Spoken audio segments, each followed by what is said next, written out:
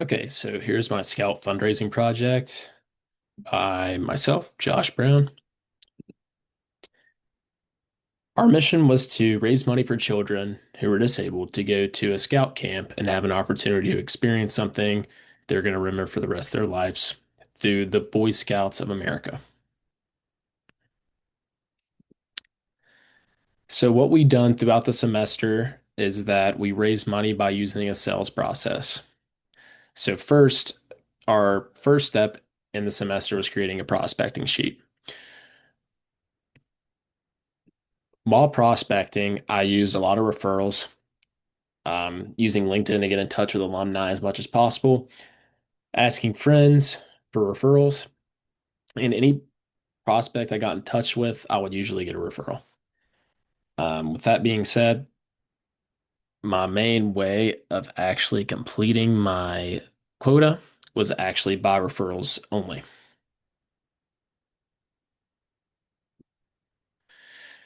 So this is probably the most important thing I feel like of the project was constructing good emails that I would use every single day. So I would like crank out emails to all my prospects, follow up with them every day. I would use three levels of contact for every prospect that I had. So I'd start with a phone call. If I couldn't get them on the phone, I'd leave them a voicemail and send them a text message. If I had their email, I'd also reach out the email every single time. Um, then I'd familiarize myself with the email format that I use and end up actually making a format to actually send out all these emails. Then I would always follow up, like I just said, via text or email, as well as a voice message. And these are so important how you word these, especially the voicemail, email, and text. And most of the time anymore, a lot of people are not checking their voicemail or hardly their email. If it's like a work email, you're probably gonna get a response, but my best results have definitely come from text messages and not even sounding like a robot or like AI, like actually being personal with these people, like, hey, so and so, I know that you're alumni at WVU. Would you be interested in a cause that I'm starting for a sales class? I would leave it at that or something along those lines. I would change it up depending on who I'm talking to, person to person. And also, I would definitely recommend not just calling these people about donating only. So, a lot of success that I had as well was actually getting insight on what these people did in the state of West Virginia or their time at WVU, but most importantly, as salespeople. I wanted to pick their brain to see like what alumni from WVU had actually or are actually in the sales industry. So I would talk to these people, I would learn their different routines, I would learn what they're doing, what I'm doing, I would explain to them what I'm doing, what I can change.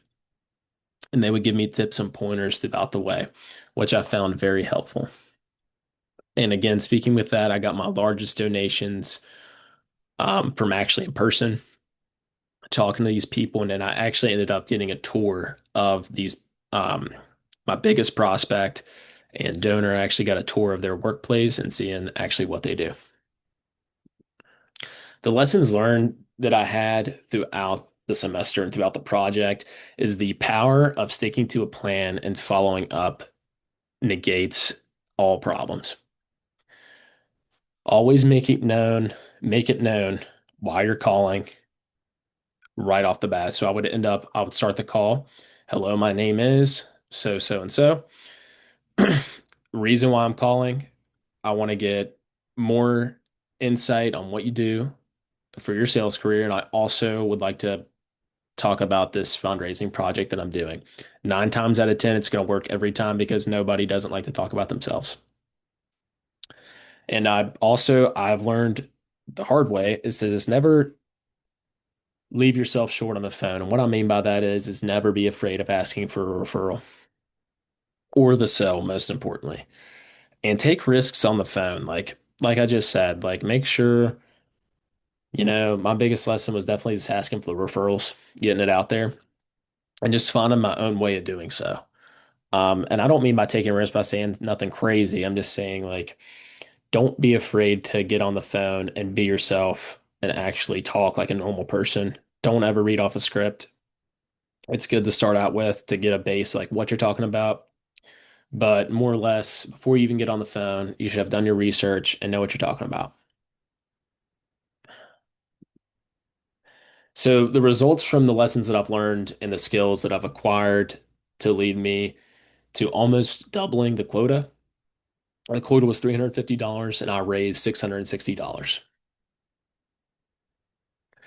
And reflection throughout the semester, I think I've honed and I've actually gained some very valuable skills from this project, definitely. Boosted my confidence tremendously, especially with talking to people in person, which I think is the most important thing you can do is show face, get in front of people, make a good impression, and ask for referrals because these people know you firsthand now. They wouldn't even hesitate to refer you to somebody else if you're selling a good product.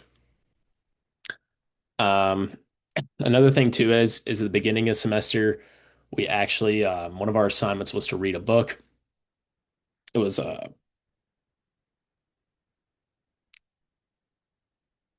it was one of the best reads I think I've ever had.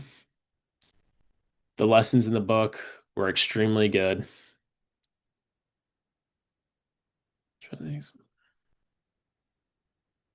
And also the discussions we had in class, I felt like were very helpful. Um, besides the how to win friends and influence people, the lessons that we had in class with Dr. Brower were very, very helpful. I really enjoyed talking with him, going over strategy and actually listening to his point of view on things because he's also very experienced and he would give us insight on what to do every step of the way. And towards the end of the semester, I feel like I got real confidence speaking in class, speaking to my professors, speaking on the phone, and overall just becoming a better salesman. Thank you so much for your time. Thank you again for the opportunity to hone my sales skills and give me a platform to make a difference in someone else's life. The project was a great success. I'm hoping that these children get an opportunity to have an experience that they'll hopefully remember forever. And if you're seeing this, please feel free to reach out to me at any time. My email is jcb00042 at mix.wvu.edu. And thank you.